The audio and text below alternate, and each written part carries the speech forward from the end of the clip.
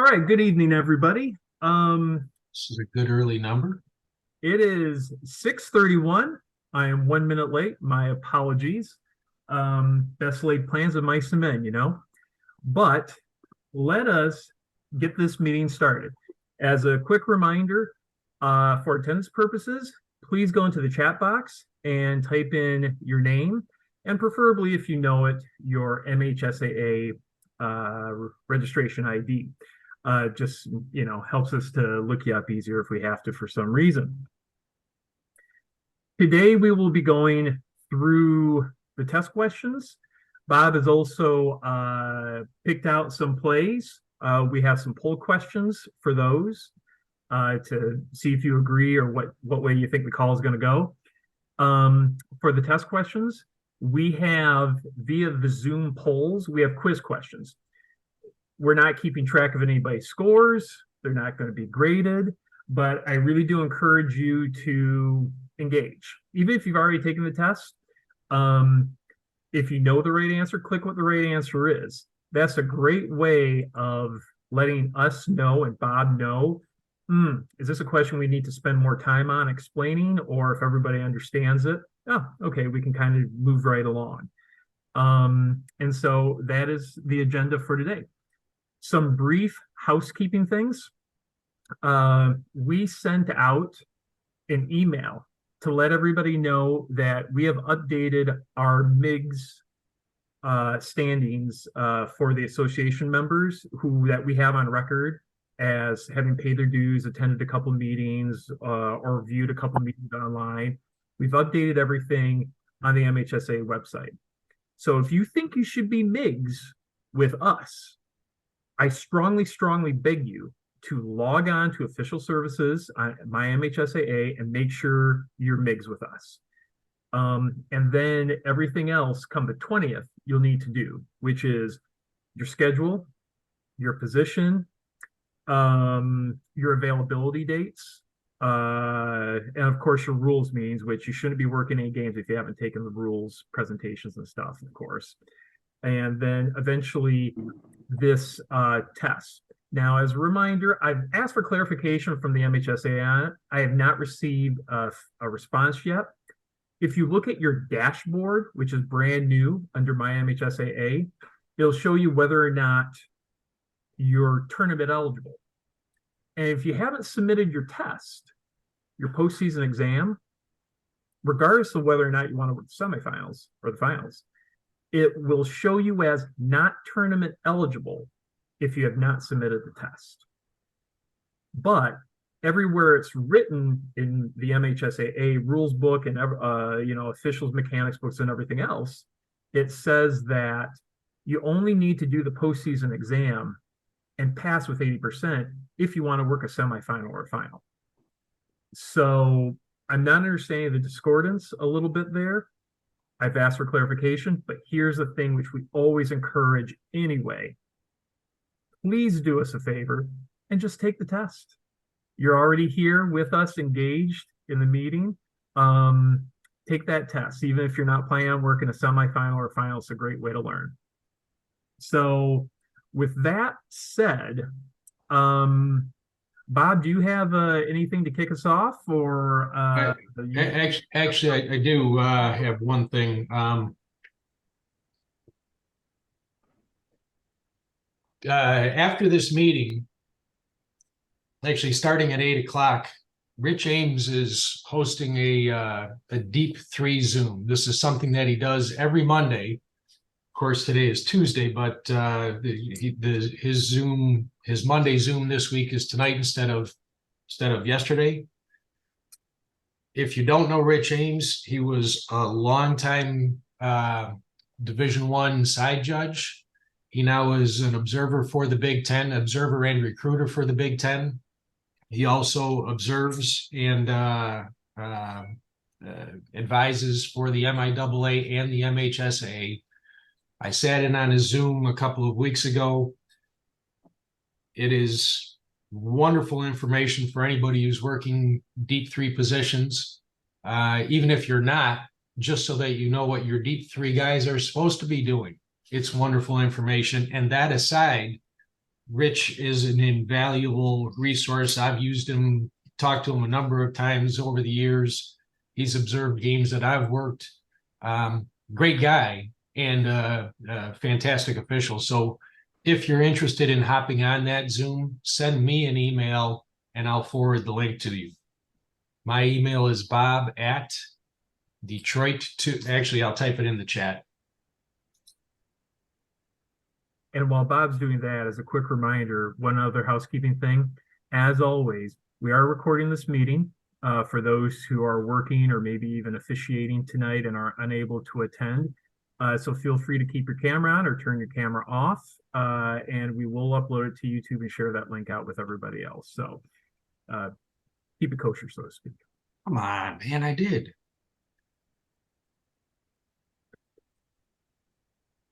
Starting with Bob.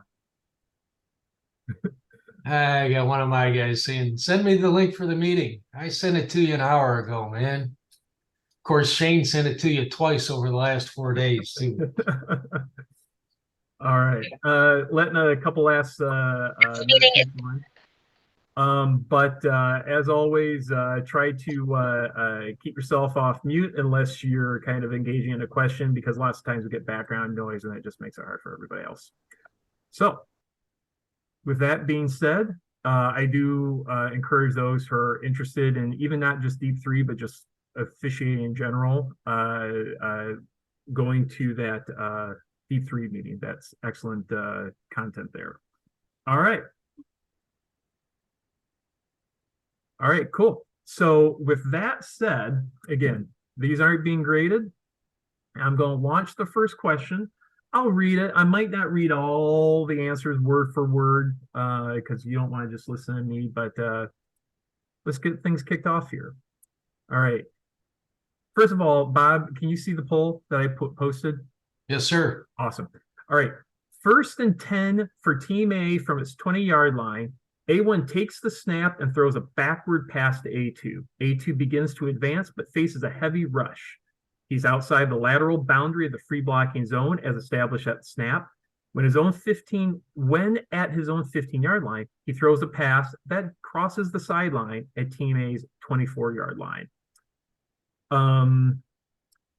Is this intentional grounding?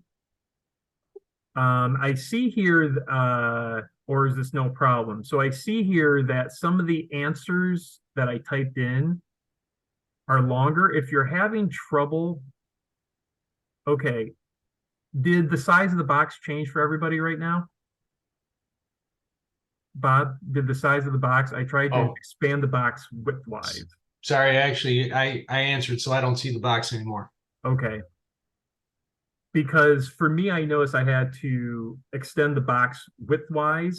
And so I don't know if I did that for everybody or just for me. But if you want to see the answers, some of which are longer, you might have to widen your box, which is you just hover your cursor over the edge of the box so that shows 2 arrows pointing left and to the right. And then you just left click, hold it down, and drag it to either side. So anyways, foul for intentional grounding because A2 did not receive a snap, or foul for intentional grounding because there was no eligible receiver in the area of the pass. It looks like most people answered, and they answered A. Now I'm going to end it and share the results. Correct answer, A for intentional foul, for intentional grounding because A2 did not receive the snap. I'm going to show correct answers to all. It seems like everybody's got that one pretty well. I don't know if there's too much else to talk about that one, Bob. Sounds good. All right, let's move on. All right, share results. Okay, I'm going to go back. We're going to do the next question. Maybe. Question 2. 4th and 10 with the nose of the ball touching Team B's 20-yard line. A's one pass is incomplete. The officials should move the ball, but not the chains, so that the nose of the ball is on Team B's 20-yard line, or B, move the chains and not the ball, so that the tail of the ball is touching Team B's 20-yard line. I don't see this box, Shane. Uh-oh. Maybe I hit the wrong button, but all right. I ain't got it either. There we There we go. go. You got it now? Yep. Woohoo!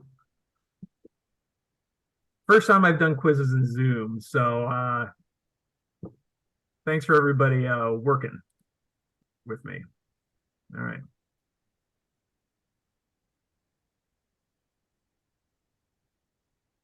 Where the hell did I put that? All right. Well, I am going to, looks like we got a good chunk of people answering this one. I'm going to end it. I'm going to share the results. And technically by rule, B is the correct answer. I know with the nice yardage markers, we've gotten the habit of always making sure that the front of the ball is just touching the line of scrimmage so that the line to gain, all you have to do is have it break the plane on the front of it. In this situation, though, by rule, you'd have to have it reversed. Is that what we always do? This kind of a situation? Bob, I don't know if you want to talk about that culturally, but this is one of those by rule kind of questions. I think you'll find almost everybody will put the ball on with the nose where we want it to be on the line rather than put the change just because it's easier for the next series. Yep. I agree. And I think what you're seeing in the answer here, we're only like 3/4 answered right, as opposed to like 95% that answered right. And the other one is a little bit of that cultural norm kind of leaking in there. So again, know what the rule is. And if we do it to maybe make ourselves a little easier in certain situations, know what by rule the correct rule is. All right, let me stop sharing. Let me go back. Let me launch the next one. Nice. I hope you can all see this. Team A leads 14-6 with 1:07 to play in the fourth quarter. So it's under 2 minutes. Team A has the ball. 2nd and 10 from its 20-yard line. A1 run gains 2 yards. He is down in bounds. B2 is flagged for a live ball face mask foul. After enforcement, what will happen to the game clock? Will it start the snap, start the ready? Which one? Then how much time? Let's see what the answers are, and if we need to explain it, we'll go on. Yeah. And real quickly, just while everybody's logging on, can everybody see responses as they're coming in, or can only I see that? Bob, can you see anybody's response? No, I can't see the responses at all. I can only see the box. Okay, good to know. Good for me to know. All right, we have about 60 people on. I usually wait till I get about 50% responses at least, which we have. So right now I'm going to end the poll. I'm going to share the results. All right, so about 2/3. Ooh, did I type in the...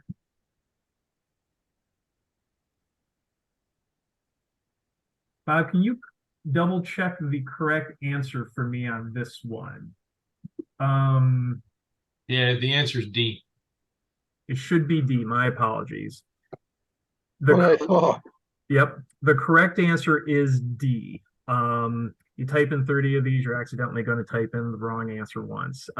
D is the correct answer because in that kind of a situation, the coach has the option to either start it at the snap or at the ready. And given that coach's situation, he is going to want it to start at the ready. And I think the trick is in this situation is 40 seconds or 25 seconds. And I think what a lot of us are also used to is that in most situations, it'll be a 25-second clock, correct, Bob? Usually after a penalty administration. Is that correct? Yes. Yeah, but not in this situation because it's under 2 minutes again. So I'm going to stop sharing. We good on that one? The correct answer is D. Please ignore what the correct answer says it is in the Zoom poll. Question 4. To be a chop block. So basically, this is a definition question. And as a reminder, the rules book, this goes for a lot of sports. All the rules books have a definition section. Everything from what is a block, what is a foul, what is all these kinds of things. So if you're wondering what is the exact wording for something or what is the definition of something, in football, it's section 2. Go to section 2. You can usually find it and have it be in there. So this one, I think everybody's coming in. This was a pretty simple answer. The high block must be above the waist and the low block must be below the waist. Those are the only requirements for it to be a chop block. So the correct answer is B. What I'm seeing is correct answer B? is D, but it is B as in boy. I've done that twice now. B is correct. B as in boy is the correct answer. Yeah. You said it right, Ching. I said it right. Well, that's good. That means I would administer it correctly on game day. But the correct answer is B. All right. Let me go to question 5. Which of the following jersey numbers is legal? And again, this was in the rules presentation, so we're all going to get it correct, right? 100% rate.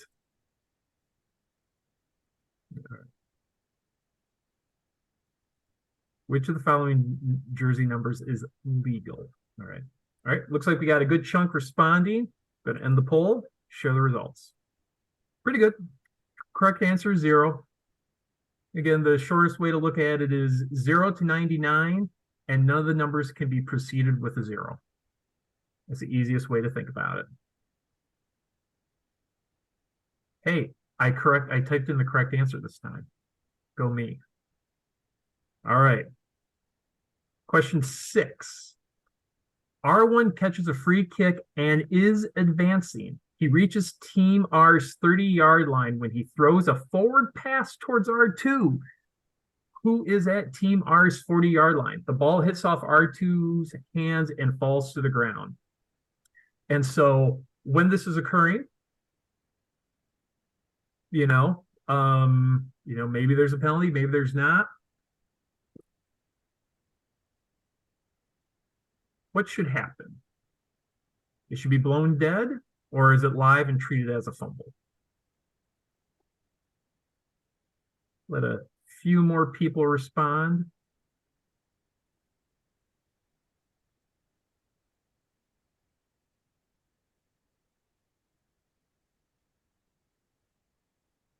All right, I'm going to end the poll. And most of us got this right. This is I'm going to say this is an unusual situation. Probably not a lot of people have seen this in live. Bob, I don't know if this is ever you've seen it live or anybody do this live. This is just one of those where lock it in.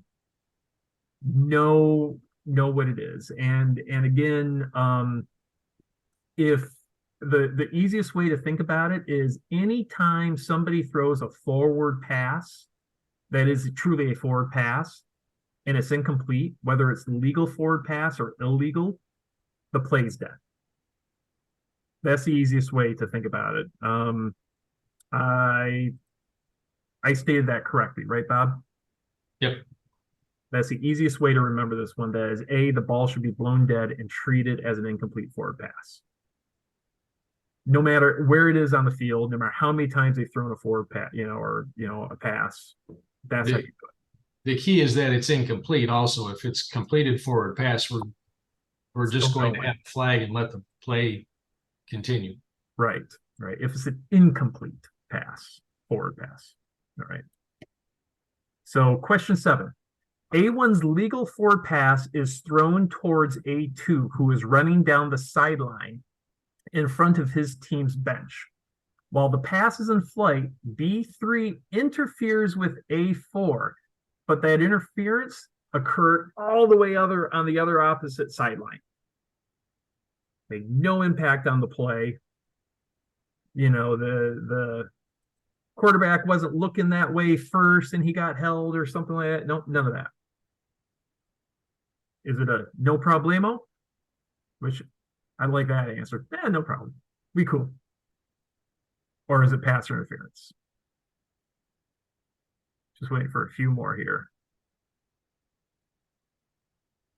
All right, gonna end it. And I'm gonna share the results. And the correct answer is A, no problem. Most of us got this, but a decent chunk got it wrong. Bob, can you kind of explain the logic, philosophy, or perhaps the rules reference behind that one a little bit? Yeah, there is an actual rule reference. It's 7511C. It is not forward pass interference if contact by B is obviously away from the direction of the pass. So in this case, we have a pass to one sideline and there's interference over on the other side of the field. By rule, we are not going to flag pass interference. And just a note, if I may, this is one of the examples of someone who doesn't know how to write effective test questions. This will be a huge problem for the assistant coach, and he's going to be going haywire. So no problem is a terrible choice, but it goes along with a lot of the other items on this test that are really poorly written. But it is a problem. It's just not a foul that we're going to call. That's a pretty fair assessment, I think, Dave.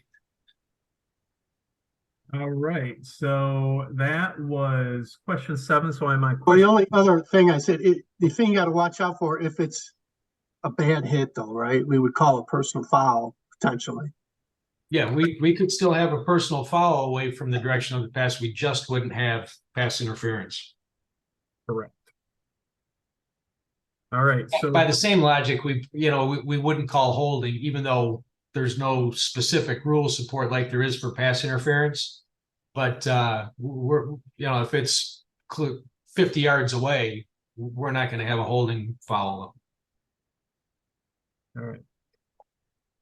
Good conversation. Okay, we're going to launch question 8. 3rd and 1 on Team A's 40-yard line. A1 takes the snap, steps back 1 stride, and places the ball on the ground about a yard behind the guard. I smell something sneaky afoot. Right tackle A2 then loops behind the line, grabs the ball, and runs for a touchdown. Legal play? Only if the referee was informed before the play, it's legal. Foul 15 yards, or foul and the penalty is 5 yards. People aren't answering as quickly on this one, so I'm just going to give it a little bit of a second for a few more people log on and click what they think the correct answer is.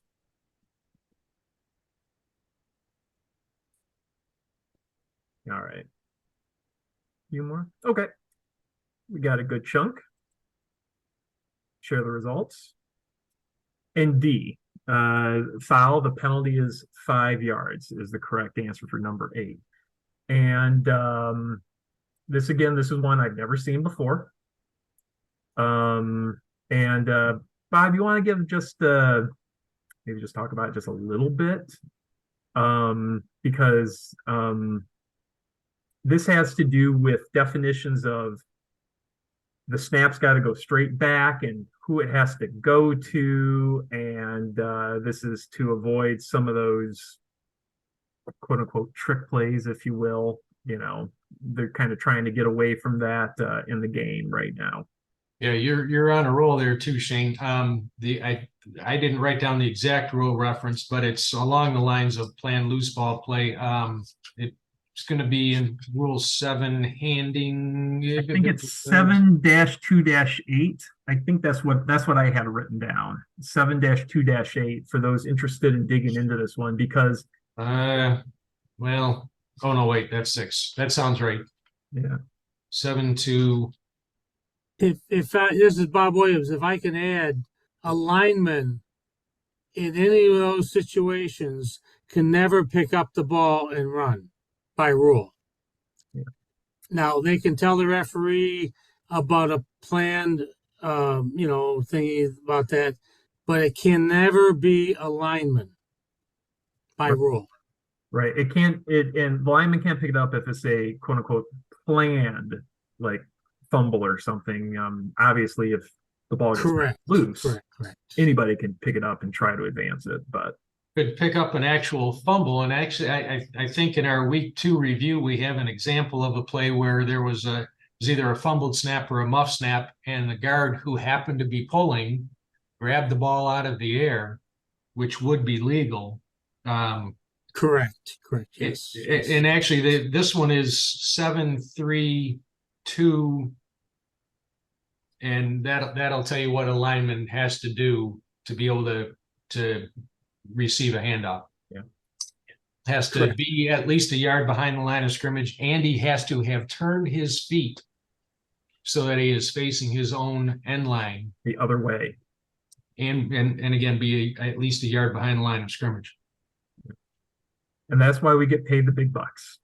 Is one, was it a true fumble, and two, did the lineman do that to take a handoff? And no, you're right. I've never seen a planned loose ball play, but I have seen an accidental loose ball play where a lineman advanced legally as recently as a week ago on video. All right. Question number 9. Moving right along, we're cooking. R1 catches a free kick at his 7-yard line and makes a spectacular run. As he nears the goal, R1 turns and taunts the nearest pursuer, waves bye-bye, a little something like that. R1 scores, but is flagged for unsportsmanlike conduct before he crosses the goal line. If the penalty is accepted, must it be enforced on the free kick after the try? It must be enforced on the try. It may be enforced on the kickoff or the try, or the touchdown's canceled. And the penalty is enforced from the spot of the foul.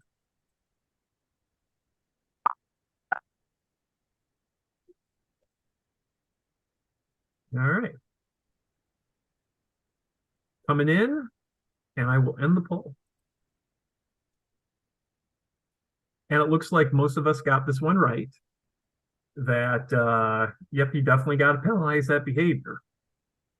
But the touchdown can stand.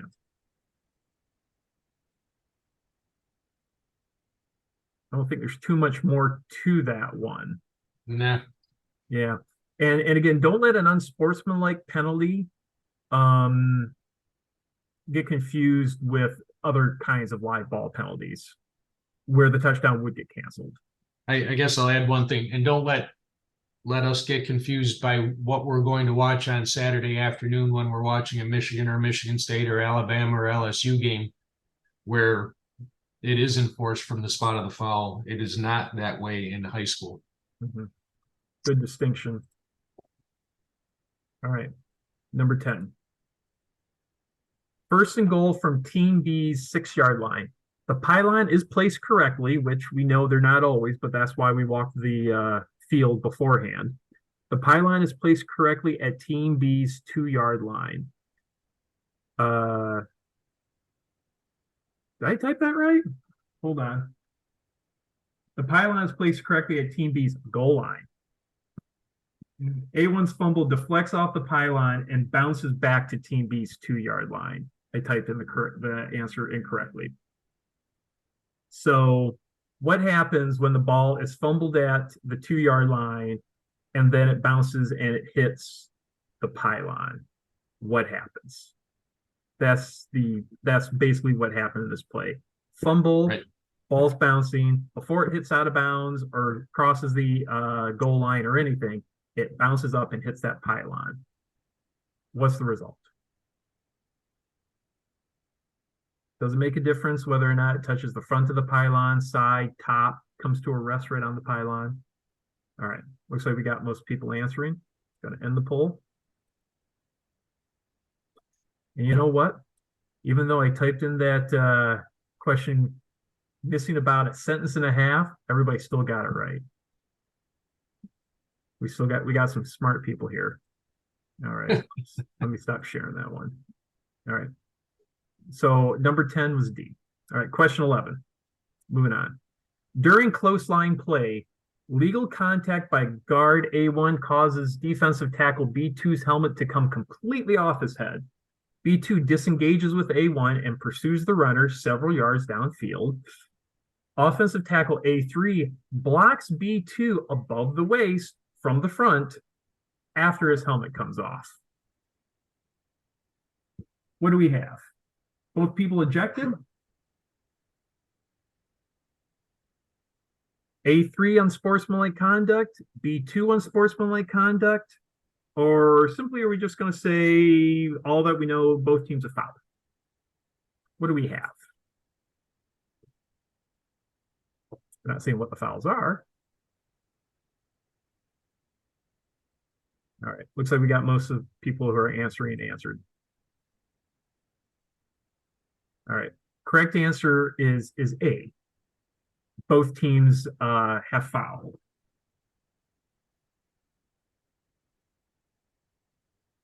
And now I think the trick is you know what is the foul? Does anybody want to offer that up? What would be the penalties for both of them? Illegal personal contact on a helmet.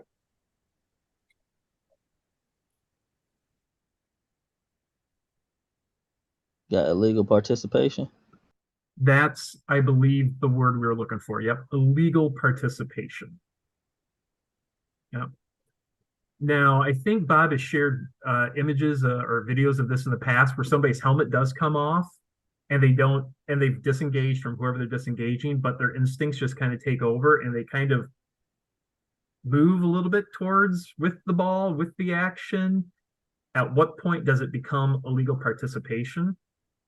A little bit of a judgment call. In this instance, they try to write it pretty clearly that both were participating pretty obviously, but when that situation happens, unless it's the ball carrier's helmet comes off, plays dead. But if it's any one of the other 20 players, we will have some judgment on whether they illegally participate after that helmet comes off. So be thinking about that if you've never seen that play before in real life. Bob, you got anything to share? No, good work. Okay. See here, number 12, cruising right along. K1's free kick hits the ground at team R's 25-yard line. R1 goes to one knee to field the ball. Is A, B, or C true, or are none of these statements true?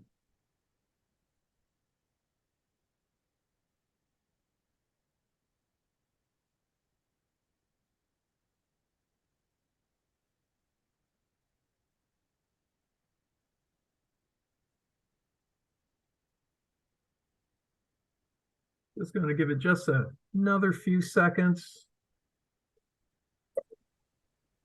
Okay. Going to end the poll.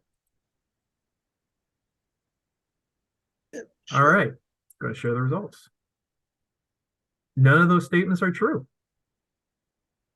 A lot of half-truths in those statements, but none of those statements are completely true. Does anybody want to say what should happen in that situation? What would be a true statement? When he gains control, the ball is dead. Yeah, because his knee's on the ground. Period. Dot. You know, don't let the fact that it's a kickoff or anything else mess you up. All right. Go stop sharing. Go back, and we're going to move on. All right. Number 13, K1 is running toward Team R's end zone when he leaps and catches a punt.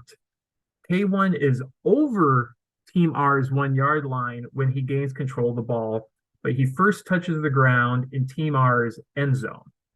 No player of Team R is in the position to catch the punt. So they're basically making sure we understand, there's no kick-catch interference or anything like that. What do we have as the correct answer?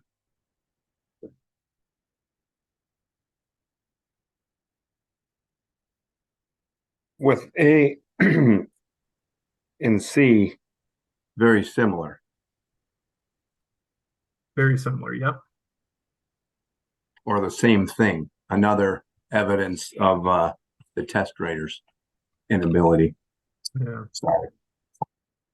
All right. See, usually get about 30 people answering. We just hit that. So I will end the poll. Ooh. All right. All right. Bob, we might have to have a conversation on this one. Okay, we're on 13, right? We're on 13. And I took the test and I answered A. And I got it correct on the test. Yep. And I have as a rules reference, if there's any other additional rules references, I wrote down rule 6-2-5.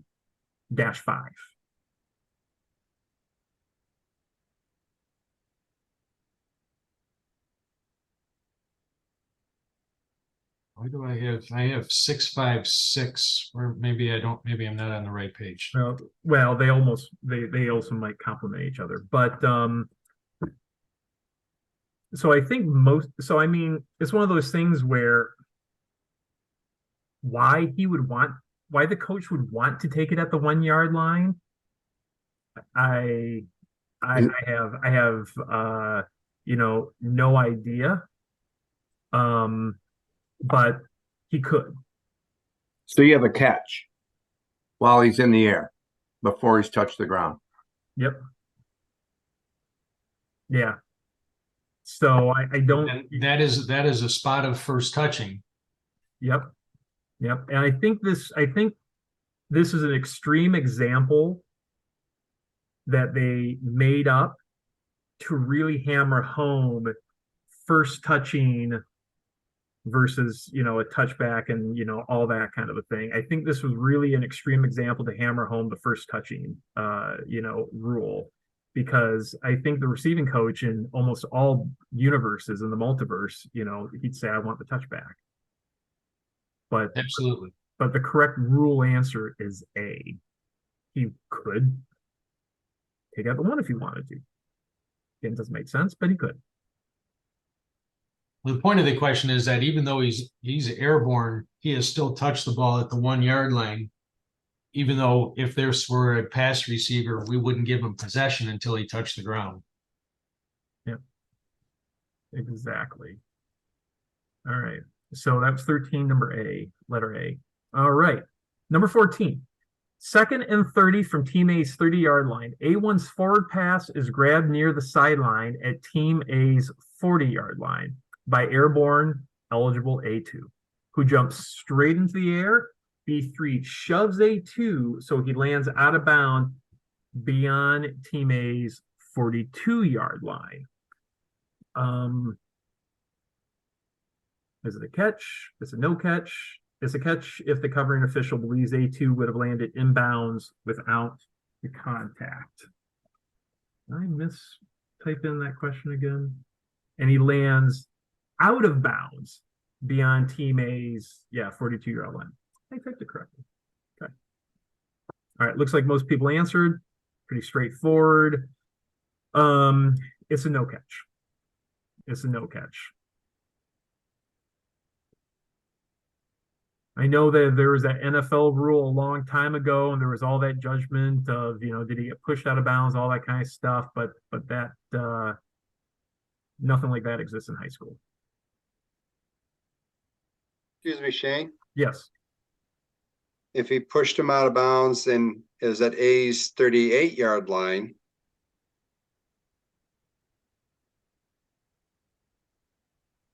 Is it the same answer? Yes. Okay. If the player lands out of bounds, the rule reference is 2-4-1. To be a catch, the player has to land in bounds. If he was pushed out of bounds, the only exception, which is part of the definition, is if the defender carried the receiver out of bounds. Good distinction, Bob, because that would matter for like a situation like, forward progress or something too, potentially. If Yeah. the receiver has mad hops and is way up there and got pushed out of bounds, got carried out of bounds. Yeah, carried out of bounds, we would give him possession at the spot where we would have come down inbounds, but pushed out of bounds, he lands out of bounds, SOL. Yeah. Meaning shut out of luck, not same old Lions. Yeah, so it's the distinction between push and carry. Good question. All right, so we're on number 15. Where's my 15? Oh, up here. There we go. Okay. Team A's head coach approaches the wing official and says the headphones he is using to communicate with observers in the press box are not working. Does that mean Team B cannot use the headphones until A's are fixed? That's outside of our sphere of control, and we say, too bad, so sad. Nicely, of course. Or C, the game must be delayed until either Team A's headphones are repaired or it is determined that they are beyond repair. What is the correct answer? Looks like most have answered. And it looks like most of us got this correct. It is B. There's a lot that's in our sphere of control and responsibility. This is not one of them. And I'm okay with that because I'm not a mechanically technical person. All right. I think that was pretty straightforward. We'll move on to number 16. Which of the following items of players' equipment must be of the same color for all team members? And, keep in mind, this is not basketball.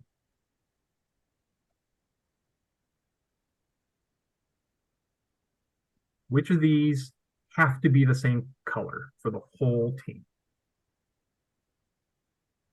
And again, it looks like most of us answered this. All right. All right.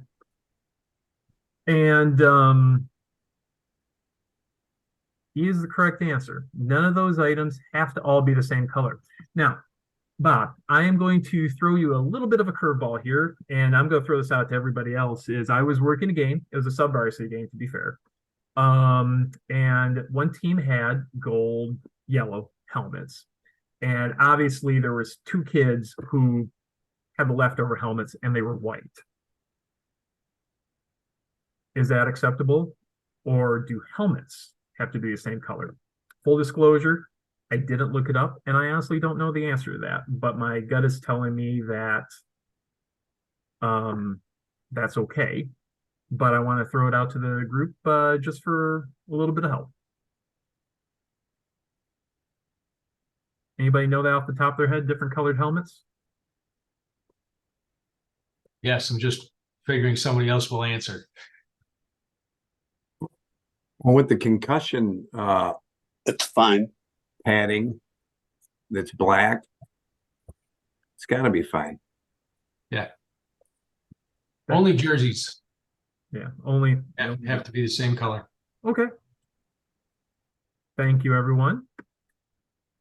That was extra credit question. Bob, gold star. All right, number 17. Offensive lineman A1 is engaged with a defensive lineman B2 when runner A3 starts to run past them. B2 extends his leg, which contacts A3's leg and causes A3 to fall. B2 should be flagged for tripping, true or false. Again, this is a definition question. If you're not sure exactly what constitutes tripping, just look it up and read the definition in section 2. Go to the glossary at the back, the index at the back, and look up tripping, and you should be able to find it. Most people answered, so I'm going to share the poll, and most of us got it correct. It is A, is true. That should be flagged for tripping. All right, stop sharing. Launch number 18. After the ball is dead, the umpire notices A1 is not wearing thigh guards or knee pads. After the ball is dead. So A1 played with improper equipment, being improperly equipped. What should happen? What should happen, what you meant to say was what does the rule lead us Right. to Right. another unfortunate part of our current state. Coach, as your player or your players legally equipped, doesn't need to be part, it seems, of the pregame anymore. Oftentimes we might get busy, but that is definitely a question we should always ask, because ultimately that is the coach's responsibility. So I think most people have answered, and most people have answered correctly that there is no yardage penalty, but A1 goes out of the game, doesn't come back in again until he's legally and properly equipped. Unless he can fix it on the spot, there's no penalty whatsoever. And so the coach can lie to us or tell us whatever he wants, and there's nothing at all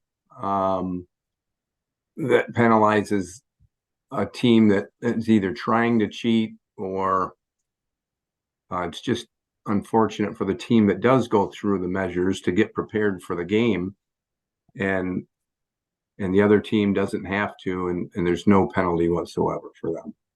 Yep, just get him out of there, and he can come back when he can dress himself. Dave, there is a penalty for wearing illegal equipment, but there's not a penalty for not wearing required equipment. Yeah, are your players legally equipped? I guess is what I refer to. Yes.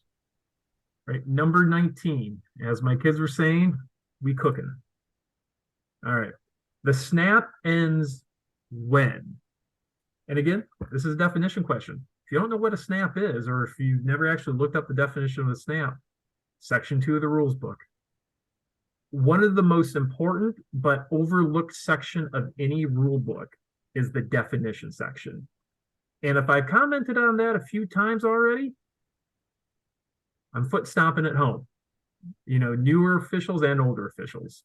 All right, snap ends when? Couple more people. Okay. Going to end the poll. Share the result. It is C. When the ball touches the ground or any player. And so I think a few of us said leave the snappers, hands, but a shotgun snap is still technically a snap until it hits that quarterback or running back or the ground or something, because it was a terrible shotgun snap or something. So Yep.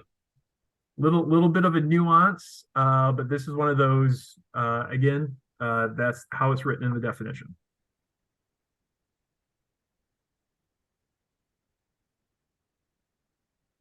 All right.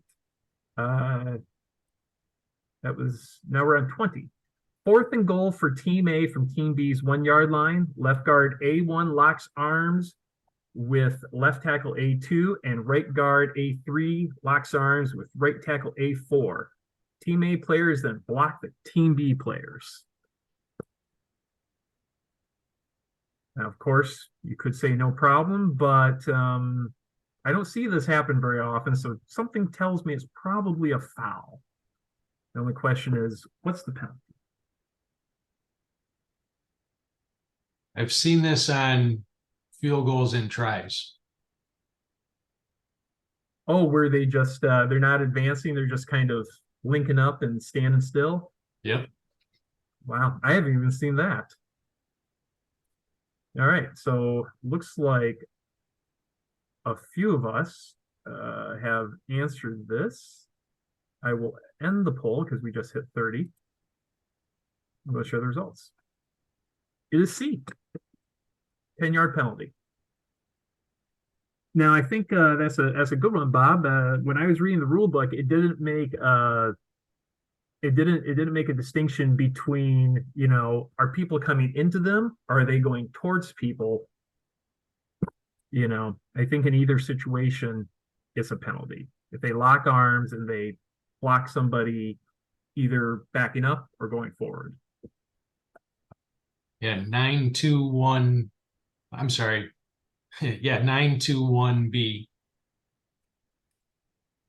Yep, that's what I have too. And then if you want to look it up in the definitions, 239, 2-3-9.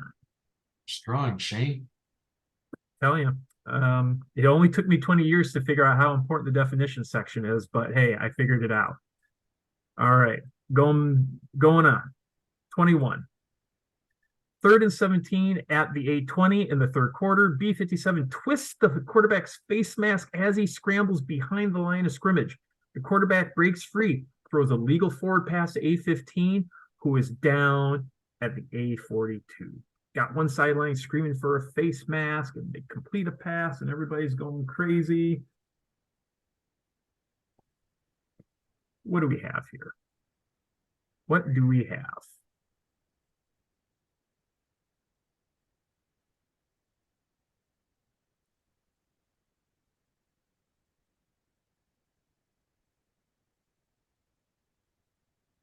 All right.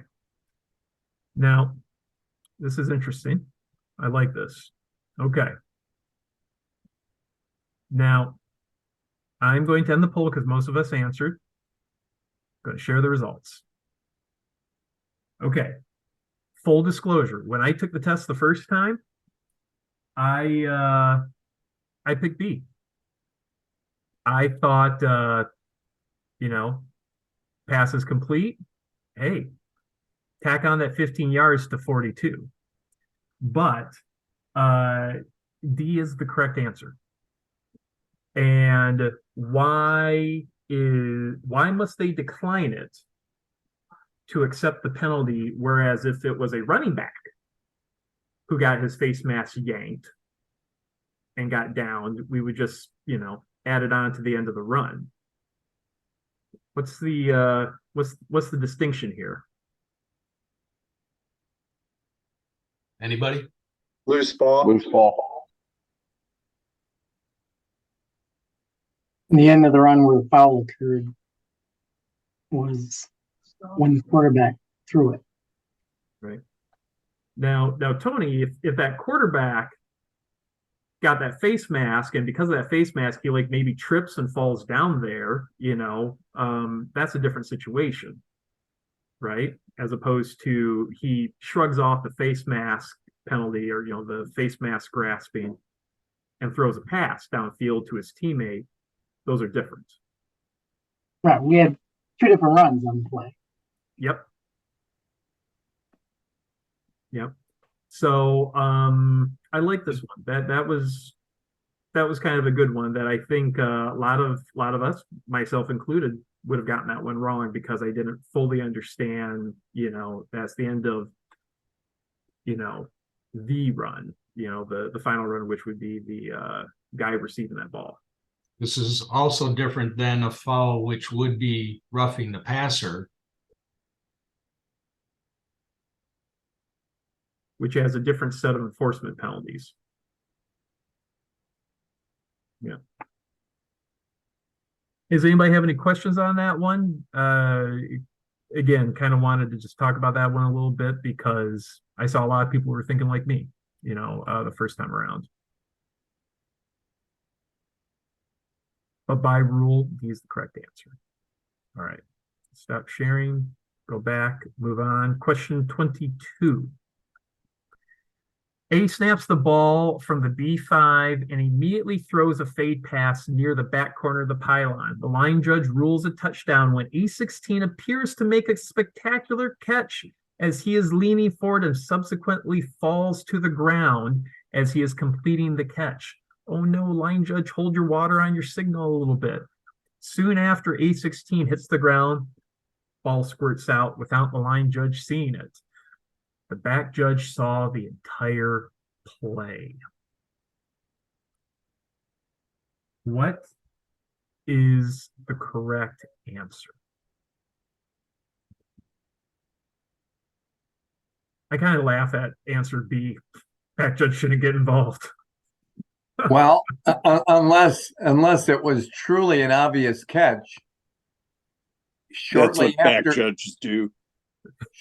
shortly after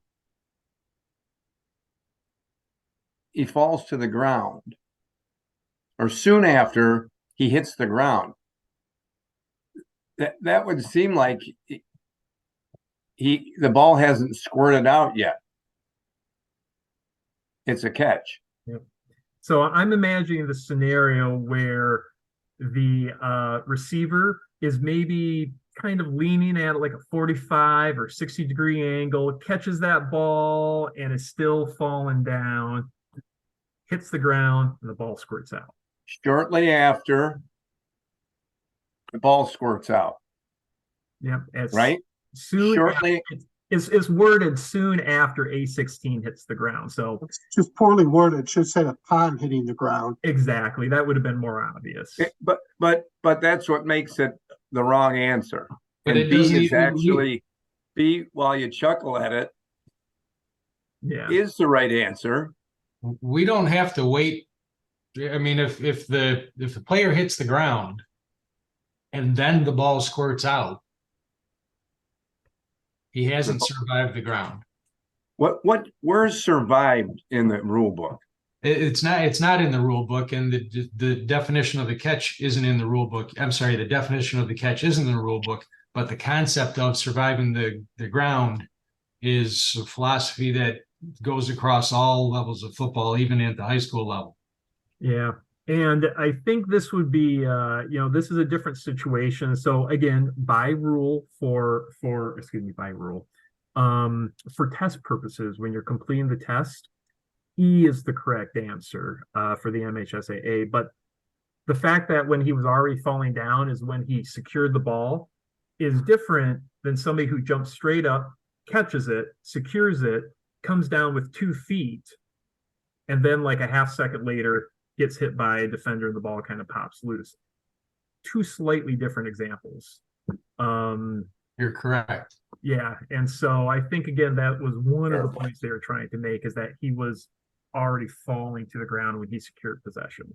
Yeah, but I have to step in just real quick. The problem is that obviously the vernacular and the words. A1 appears to make a catch as he's completing the catch. Soon after, all 3 of those things are very misleading in the ruling and the wording of this one. Yeah. Well, we can't fix that. But again, I think again philosophically, again, back judge or something. What do we always say in any sport? If you have information, come with solid, good information, and talk about it, get it right, one way or the other. Yep. All right, so let's move on. 23. A lot of these are pretty similar. 4th and 3 from the A15. Quarterback A5 runs to the 19-yard line and throws an incomplete forward pass. So he's past the line of scrimmage and he throws an incomplete forward pass. And while everybody is answering that question, I am going to click a few extra buttons here in the background.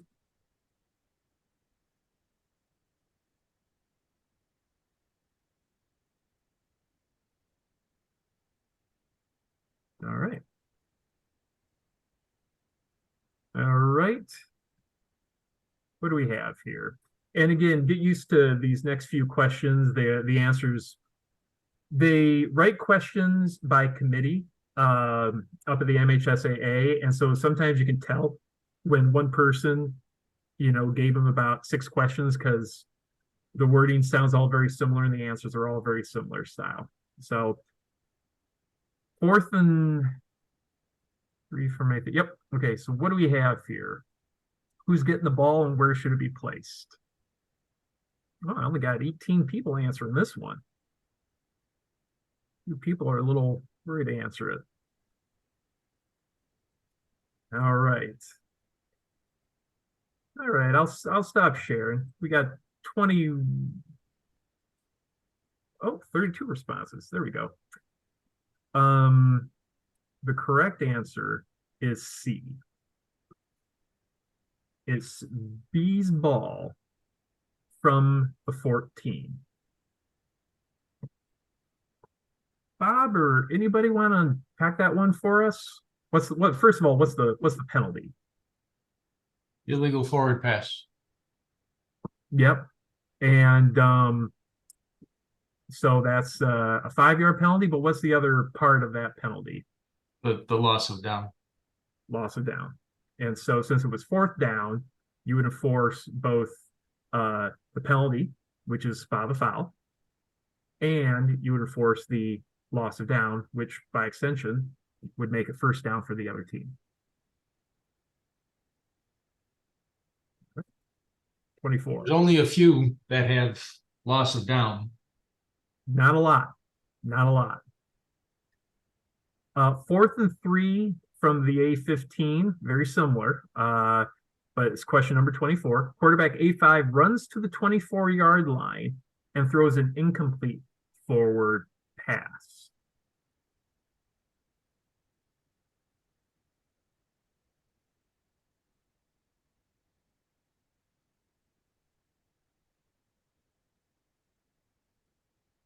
So the line to gain would be the 18-yard line. And he runs to the 24-yard line.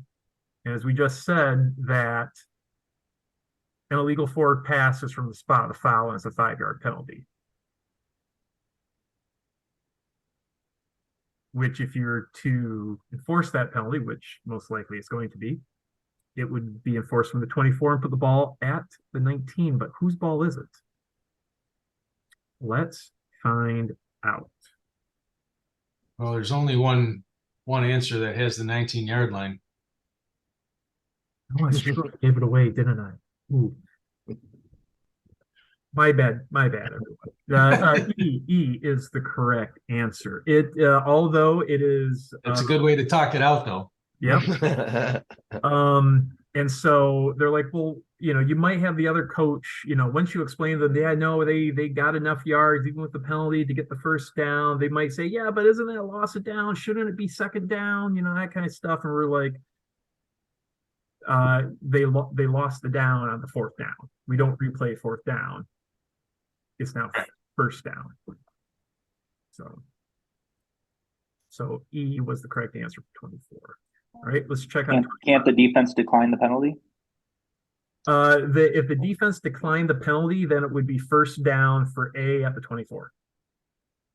So, B might as well accept it and push him back 5 yards. All right.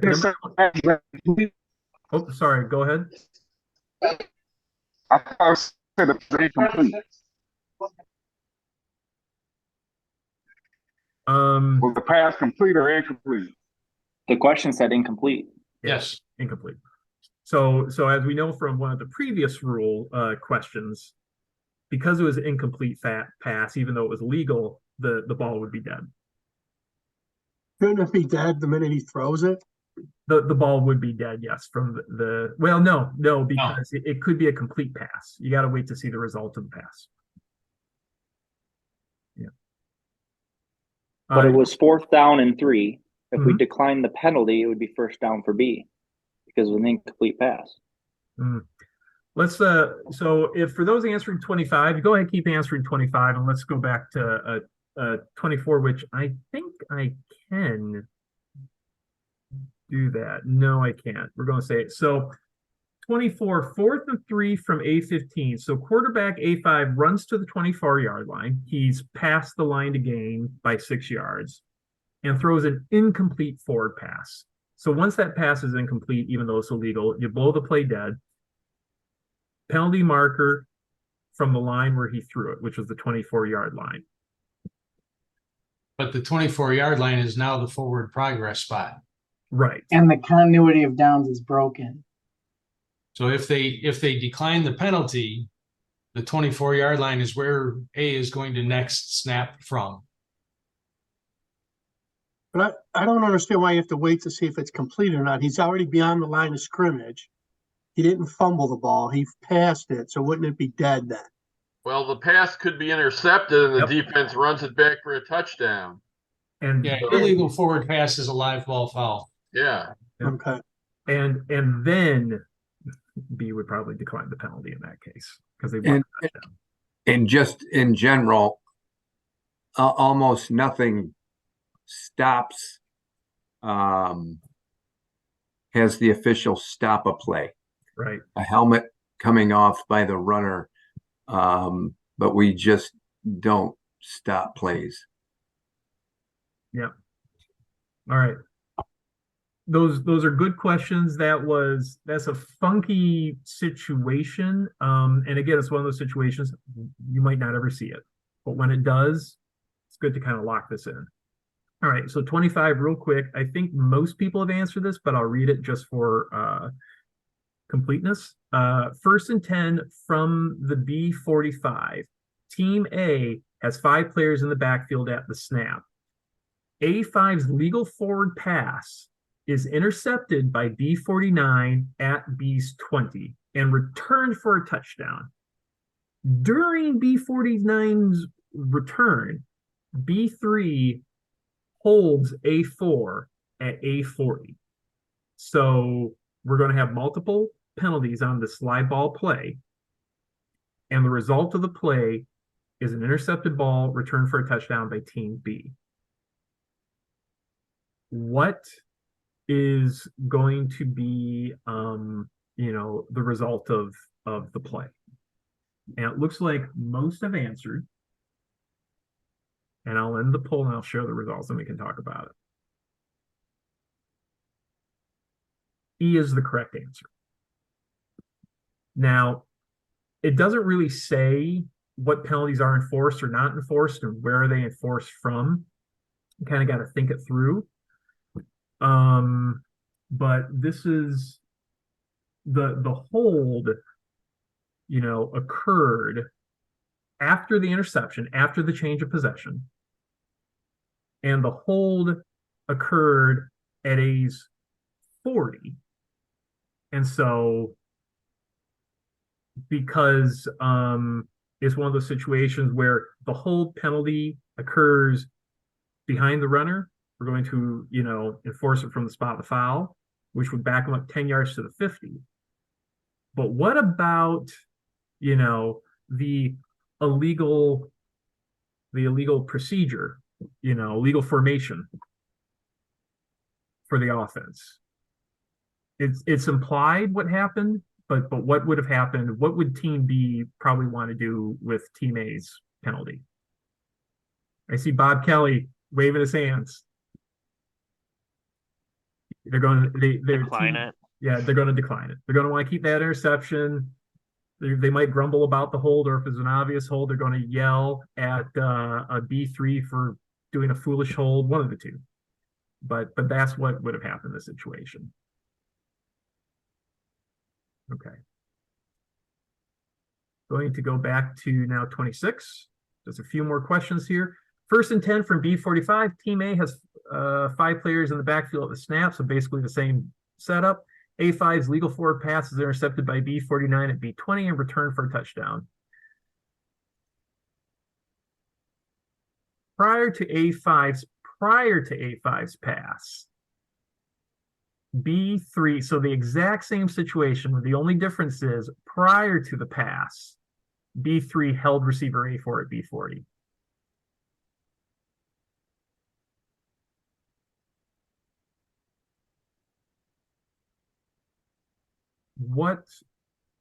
Whose ball is it going to be, and where would it be?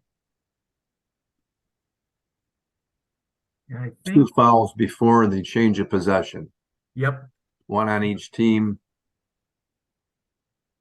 Offset.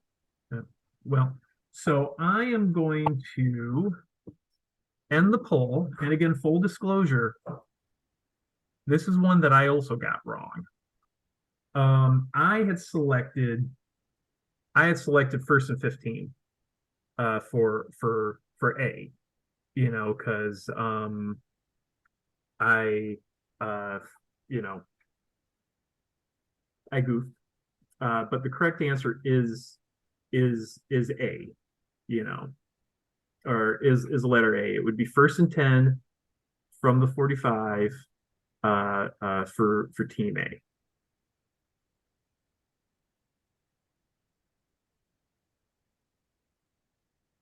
Bob, you got anything on that one? Does anybody have any questions on that one? Most of us got that one right.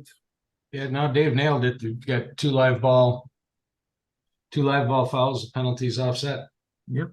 And the reason why I got that one right is because I got the one before this wrong, because they don't offset due to that interception. So There you go. 1 for 1. All right. Launching number 27. The penalty enforcement penalty enforcement spot for a holding foul by A behind the line of scrimmage when the run ends behind the line of scrimmage is, and I am going to just give everybody an easy way to answer these questions moving forward. Rulebook, page 83. Rulebook, page 83. The table. Or are you going to refer back to my entire presentation last time? That's right. There you go. Nice callback. I like it. All right. And the correct answer is A, previous spot. All right. Same thing for these next ones coming up here. 28. The penalty enforcement spot for a holding foul by A behind the line of scrimmage when the run ends behind the spot of the foul, but beyond the previous spot is what?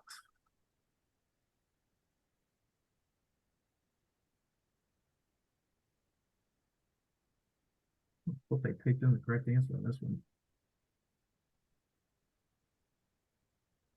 All right. Just a few more. And ending it. C.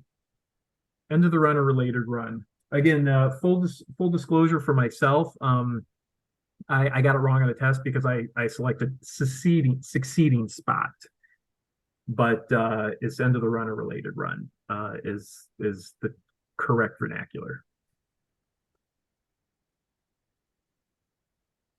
All right, and again, review page 83 in the rule book, the table for all of those. Whoops, go back, stop, launch 29. Penalty enforcements for spot for a holding foul by A behind the line of scrimmage when the run ends beyond the line of scrimmage. This is a common example that we'll see this year. That's where I put that. Okay. And see here, just had to click a few buttons on another screen. Where are we going to enforce the penalty from? End of the run, spot foul, end of run or related run, or previous spot? Don't see any more answers coming in. I'll end the poll. Previous spot. Previous spot.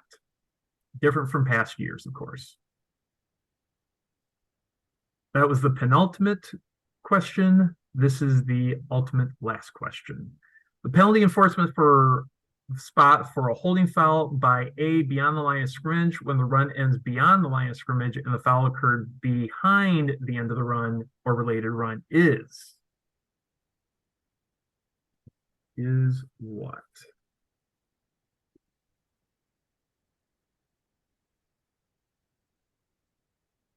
All right, got most of us answering, and we nailed it. Touchdown. We'll end on 100% complete accuracy. Don't everybody log off. I'm going to have Bob share his screen. And we have 5 plays, 5 quick plays with associated polls of what your opinions are. And I saw them. I don't know if anybody else has had a chance to see them. See here, Bob, are you able to share your screen? Yes. All right. Go ahead, you share your screen, pull those up, and when you're sharing it. No, it's telling me that screen share is disabled. Okay, hold on. Multiple people. Try it now. There we go. And I have 5 in here, but we're gonna get close to 8 o'clock, and for those guys who are going to try to make that other meeting, I want to give them a chance to. Transition. Yep. And these plays are all in huddle. I'll give the answers and then share it, and guys can discuss it within their crew. So But this play is probably worth discussion. is this the assisting Bob? Yep. Okay. Question is this aiding the runner, assisting the runner? We're going to be looking at this lineman right here. Bob, when you've shown it a few times to your heart's content, tell me to launch the poll, and I'll launch the poll and see what everybody thinks. Okay, we give you full speed. A couple of times full speed. Actually, let me undo there. Let's do this. Turn off the, yeah. Yep.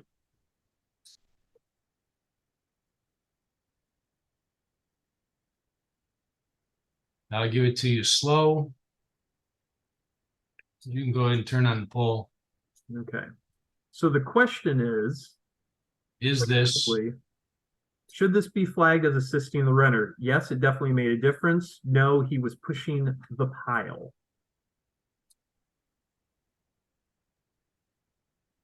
And if you want to keep watching while you're thinking about it for a little bit more, you can like move the box, I think, maybe out of the way a little bit.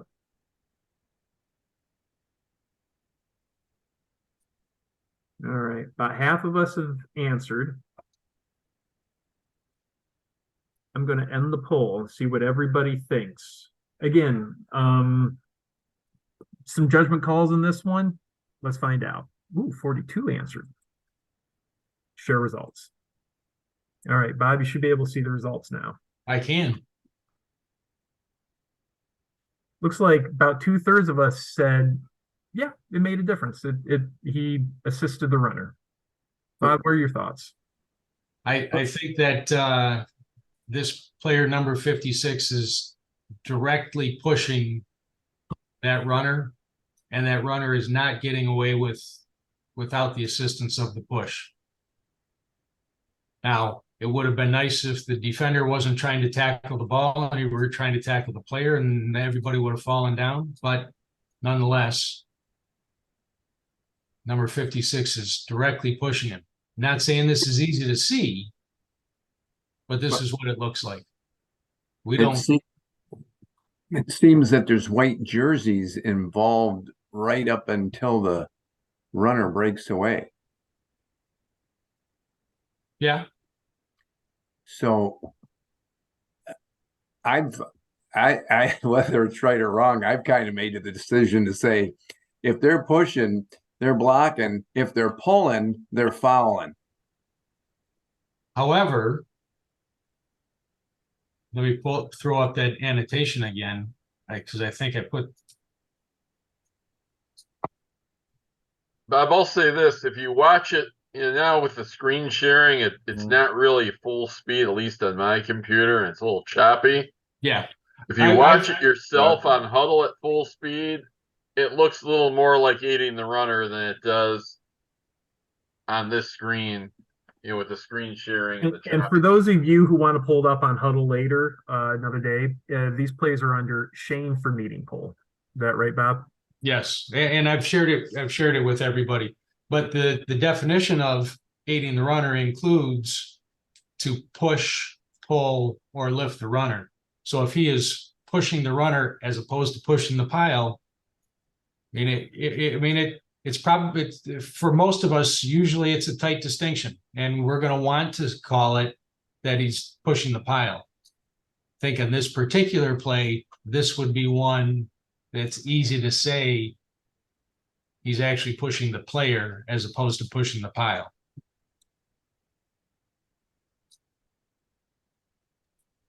I get why, or in this pile, I get that we're hesitant to be able to make the distinction, to be able to see clearly that the teammate is pushing directly against his teammate, because it's hard to see. But if we can see it and it's there, this would be an example of it. And this is one of those ones where it kind of showed up on film. Yeah, don't get that very It could be often. there and kind of was. So, We're blowing it dead when we see that. nope. Let No. it play out. Yeah, no, the flag, there is a spot of the foul on this one, and the end of the run will be a different spot. Live ball foul though. Bob, it's 7:51. Probably have time for at least two more. That one's the most exciting. We see you had two illegal kicking procedures and a roughing the passer. You want to do one of the illegal kicking procedures?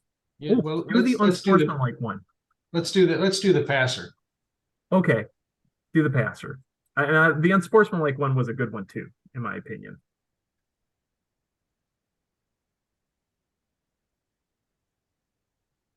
I know it's choppy. If you want to pull it up on huddle. Quarterback's number 8 in white. And unfortunately, you can't see just how severe of a hit it was because it's off screen a little bit, but it had some force behind it.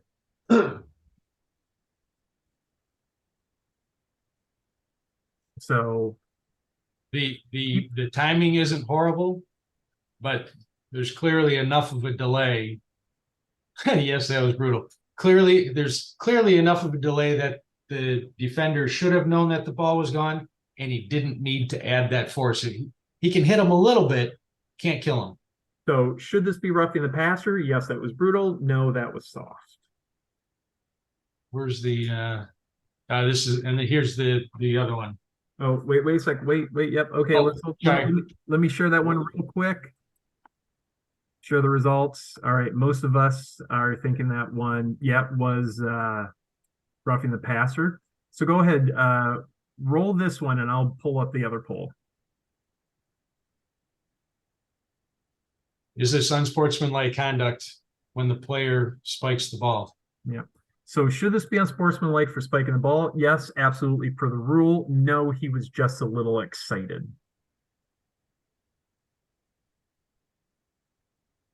Now, this is one of those situations where, and it's a little hard to see again on the choppy, he didn't like wind up and spike it down. The ball went flying. He just kind of threw it down from his hip a little bit. And then immediately was celebrate with his team.